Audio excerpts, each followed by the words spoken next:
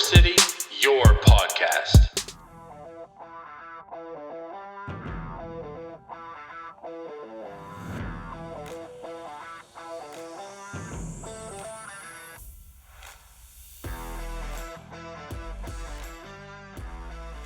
Gambling is hard.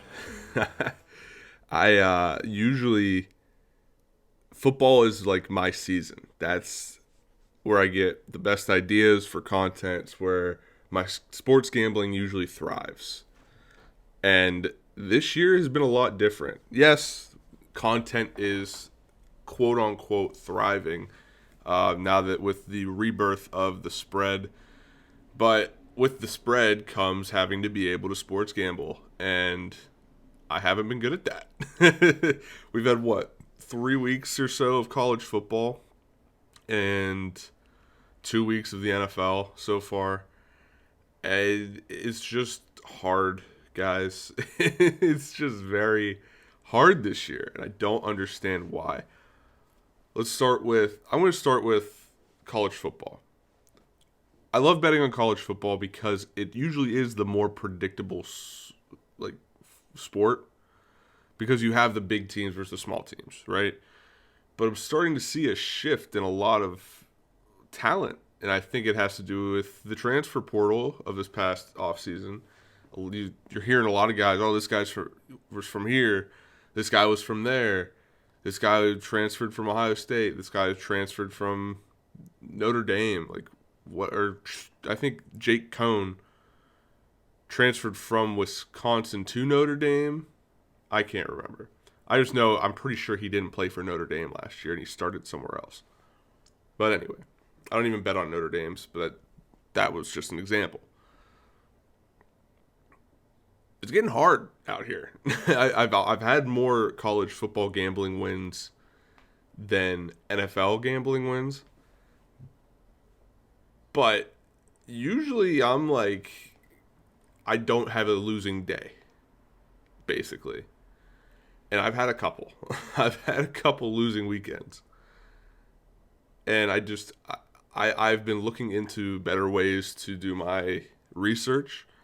I'm already subscribed to the Action Network, but the guy that I follow on there, I don't want to blow up his spot, but he told me not to bet the over on Hawaii week 1, and look what happened. It was the over hit.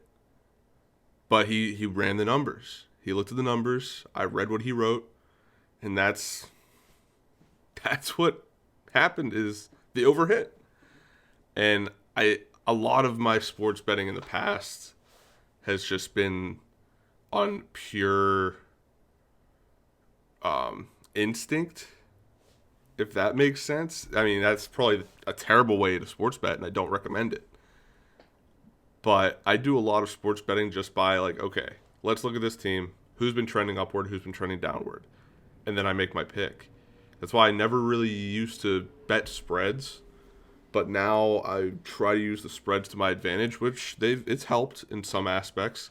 I just won a bet this past weekend, Georgia Tech plus 28 against Clemson, and Georgia Tech almost won that game. And that's what I mean by you go by the ups and downs of a team. Clemson couldn't get past Georgia. Georgia historically is kind of a choking artist in the college football world. And with Clemson not being able to take advantage of that, why not go with Georgia Tech, who has an okay team this year? Which Georgia Tech could probably go pretty far in the ACC this year if they keep that up. But anyway, just following these smaller trends, but it's all these other people are historically through, I don't even know, 10 seasons, the last 10 seasons, this has happened in this weather, blah, blah, blah. It's like the crazy analytics you hear in baseball. The old joke was always whenever Pedro Alvarez played for the Pittsburgh Pirates, it was, Pedro will always hit a home run on a day game where in the 7th inning or later or something like that. It was some stupid stat, but he always did it. He always hit a home run in a day game late in the game. Don't know what it was, but Pedro loved hitting like around, he loved hitting home runs around 2 p.m. So, but those are some of the analytics that are out there. And for sports betting, it's like, yeah, it's a lot of work, sports betting. But some of these stats that you might come across, it's like, is that really going to help me? Is a historical record of a college team, because that's what we're talking about right now. We'll get into the NFL soon, but the historical record of a college team, does that really matter? Because there's so much turnover. Some of these people, or some of these players, are only on a team for 4 years, and people are dating back to like 20 years. And it's like, why am I using stats of the last 20 years when those players aren't on the team? Now, I could understand following a coach's trend or whatever, blah, blah, but I like to simplify my sports betting. And obviously, that hasn't really helped this year. And I'm looking to do a lot more research, and I just need to find the avenues to do so. Sometimes I'll watch a playback of a game, like a 15-minute highlight reel of a game, see if I can catch anything on, like, even if it's on a big play. Just catch, okay, did the lineman really make that block, or did the running back or receiver just get lucky? And, okay, they're going up against this defense that's better than the last defense they played, blah, blah, blah. All the boring stuff, right? I will do that. I do that sometimes. But really, I just use sports betting to invest myself in games that I otherwise wouldn't be invested in. Especially when it comes to college football.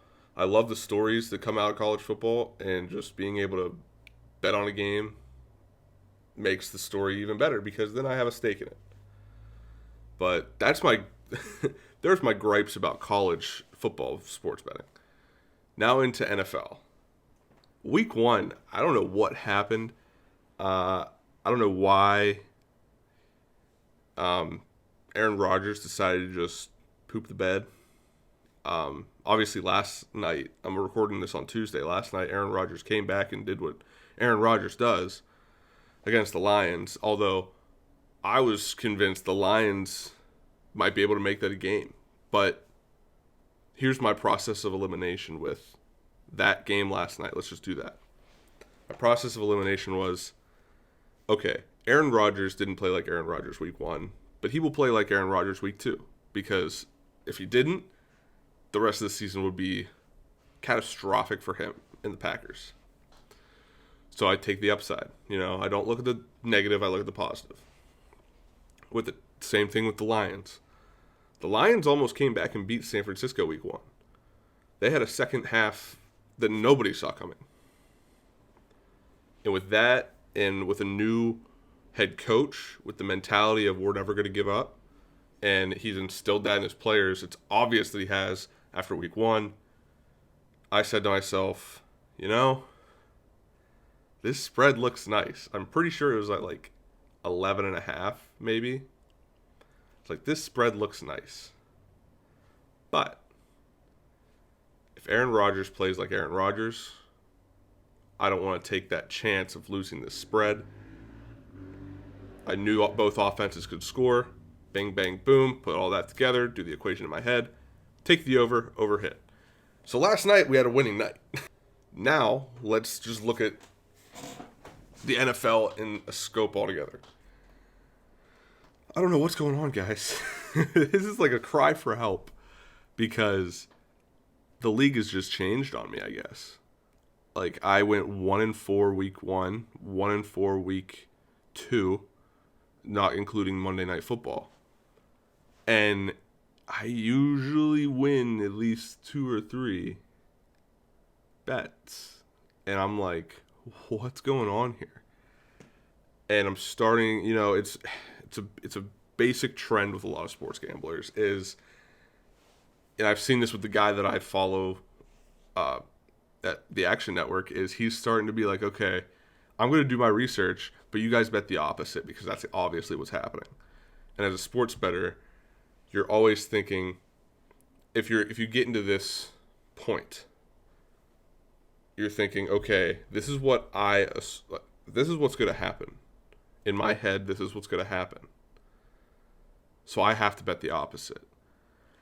Now the scary, what do you call it?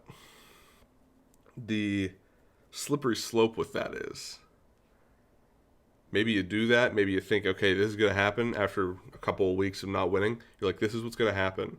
So I have to bet the opposite. And then you get reversed.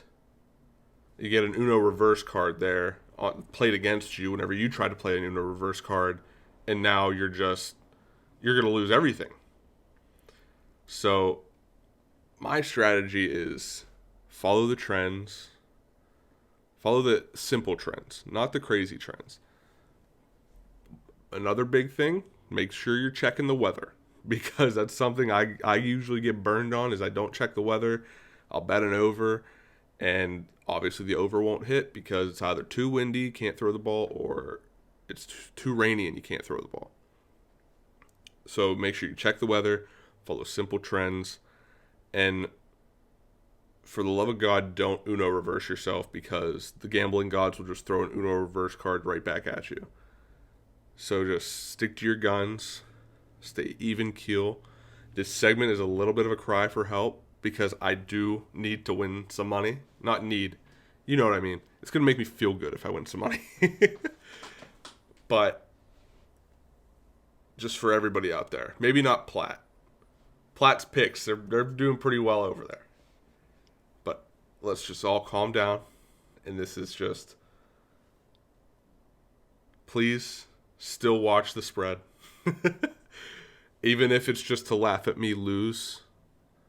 Laugh at the picks that I make that eventually lose. And to get some tips on how to make some cool snacks for your game day.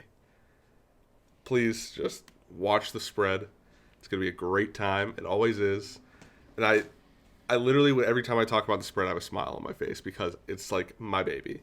And the fact that we're not winning sucks. But the show goes on. We're going to go on all season. We took a week off. But the show goes on. We'll be back this Sunday at 11 a.m. Be there on YouTube or Twitter. I'm going to try and figure out some other places I can stream it if that helps people. But stay with us. Because even if we don't win the bets, you don't have to follow my bets. You can hedge my bets. Or you can fade my bets. You can do whatever you want. But let's have fun doing it. So, this first segment has really just been a please don't stop watching the spread advertisement. So, definitely do that. Watch the spread. It's a lot of fun. Steph has a lot of fun with it. We didn't get to do it this past weekend because of unforeseen circumstances, but it will be back. We will be doing it every week. And come the holidays, we'll have some special guests, maybe some new segments. And it's going to be a lot of fun. So, gambling's hard, but it's a lot easier when you can laugh through it with your friends. So, that's all I have to say about sports gambling for now.